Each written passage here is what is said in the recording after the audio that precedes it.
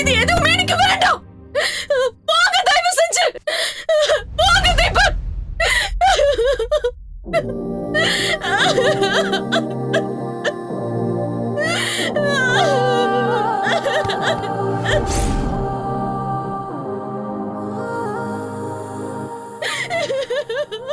என்னை விட்டு போனாலும் உன்னை விட்டு நான் போமாட்டேன்.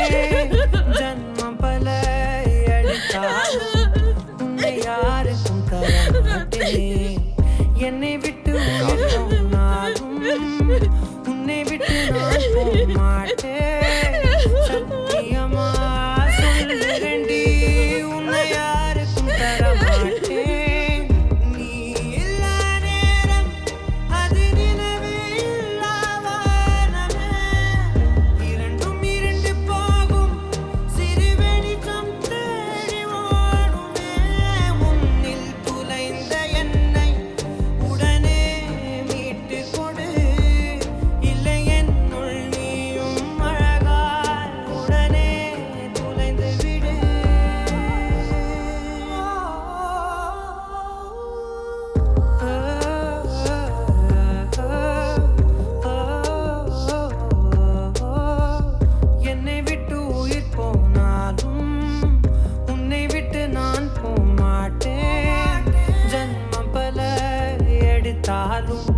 உன்னை யாருக்கும் தர மாட்டேன். என்னை விட்டு உயிர் போனாலும் உன்னை விட்டு நான் போமாட்டேன். சத்தியமா சொல்லுறேன்டி, உன்னை யாருக்கும் தர மாட்டேன்.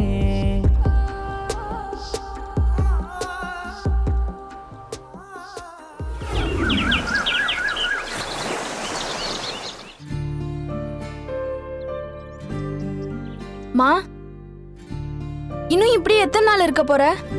எந்திரிச்சு வாமா, வந்து எதனா சாப்பிடு. நான் சாப்பிட்டு என்ன பண்ண போறேன்? நீ போடி. அப்போ உனக்கு அவன் மட்டும் தான் முக்கியம்ல? நான் இவ்ளோ கெஞ்சி கேக்குறேன், என்னை பத்தி உனக்கு கவலை இல்லல? நீ என்னவோ பண்ணு, போமா. அண்ணி வாங்க. அண்ணி ஆண்டி இங்க உள்ளதா இருக்காங்க.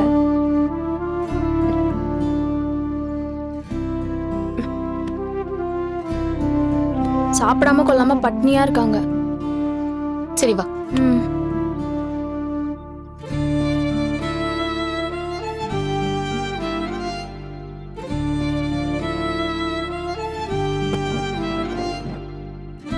ஏன் ஆண்டி, ஏன் இப்படி நடந்ததே நினைச்சு உங்க உடம்புக்கு எடுத்துக்கிறீங்க? என்னால அவன் பண்ணிட்டு போன துரோகத்தை தாங்கிக்கவே முடியல. நான் என்ன பண்ணுவேன்? ஜோதி, இப்ப ஒரு பிளேட் தண்ணி எடுத்துட்டு வா.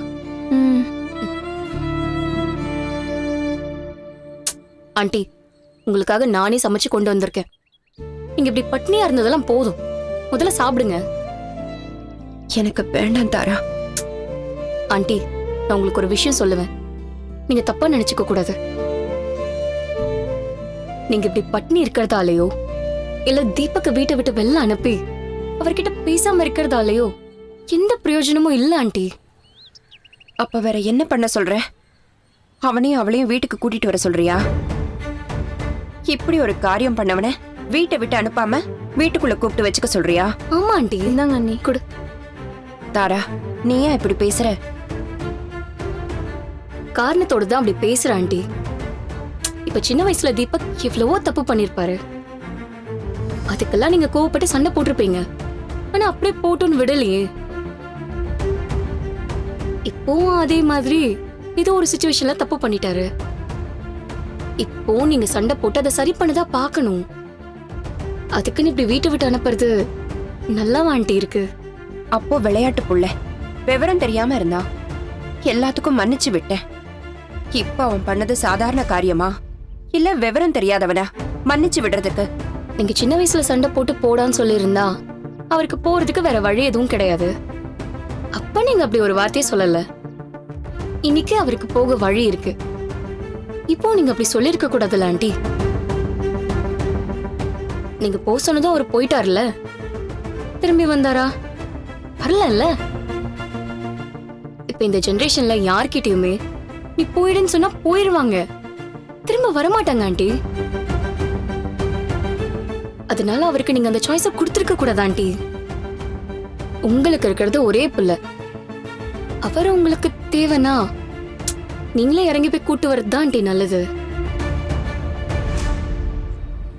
இல்லைன்னா அவர் காவியா கூட அப்படியே போயிடுவாரு. இதெல்லாம் நான் சொல்லணும்னு அவசியம் இல்ல, நீங்களே புரிஞ்சுப்பீங்க. உங்க புள்ள உங்களுக்கு வேணுங்கிறதுல நீங்க இவ்ளோ ஸ்ட்ராங்கா இருக்கணும்னு யோசிங்க ஆண்டி. முதல்ல நீங்க சாப்பிடுங்க. ஜோதி, எனக்கு ஹெல்ப் பண்ணு. இந்த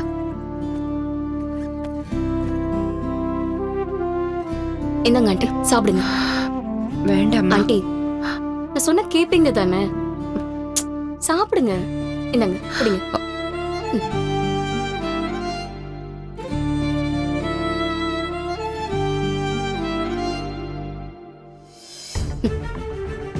உங்களை விட்டா நீங்க அந்த காவியா கூட இருந்துருவீங்க தீபக். காவியா கிட்ட இருந்து உங்களை பிரிக்கணும்னா அதுக்கு நீங்க முதல்ல உங்க வீட்டுக்குள்ள வரணும்.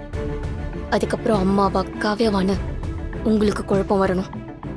அதுக்கப்புறம் அம்மா தான் முக்கியங்கிற எண்ணம் உங்களுக்கு வரணும். அப்புறம் ஆண்டியை வச்சு அந்த காவியாவை உங்க லைஃப்ல இருந்து பிரிக்கிறேன். அதுக்கப்புறம் நான் இந்த வீட்டுக்குள்ள வரேன். ஒவ்வொன்னா நான் நடத்தி காட்டுறேன்.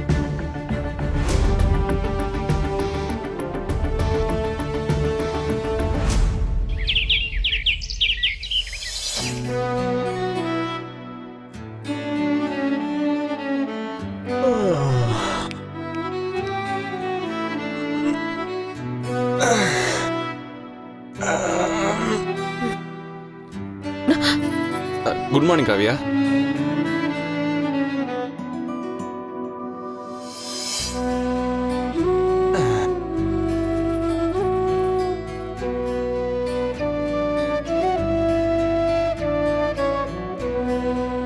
காவியா, எல்லாம் ஓகே தானே?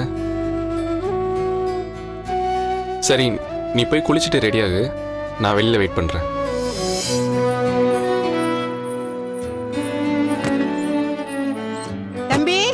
சாப்பிட வாங்க, நேரம் ஆயிடுச்சு. இதோ வரேன் பாட்டி.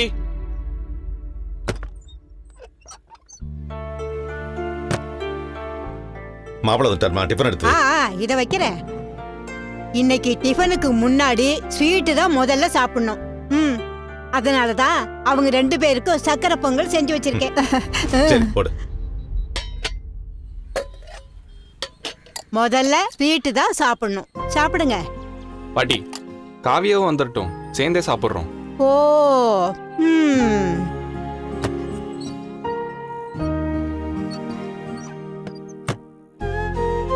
ஏய் காவியா, நில்லு. எங்க போற? தம்பி கூட உட்காந்து சாப்பிடுமா.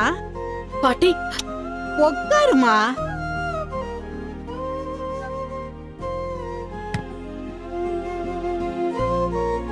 காவியா, இப்ப எல்லாம் ஓகே தானே?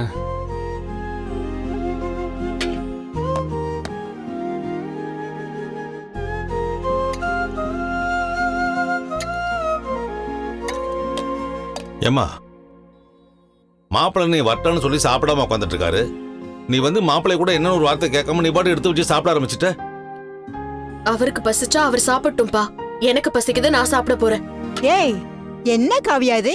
எதுக்கு இப்படி வெடுக்கு வெடுக்குன்னு பேசுறமா? இப்ப என்ன பாட்டி பண்ணணுங்கிற?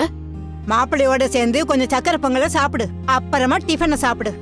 எனக்கு சக்கரை பொங்கல்லாம் வேணாம் பாட்டி, நான் இட்லியே சாப்பிட்டுக்கிறேன். ஆ?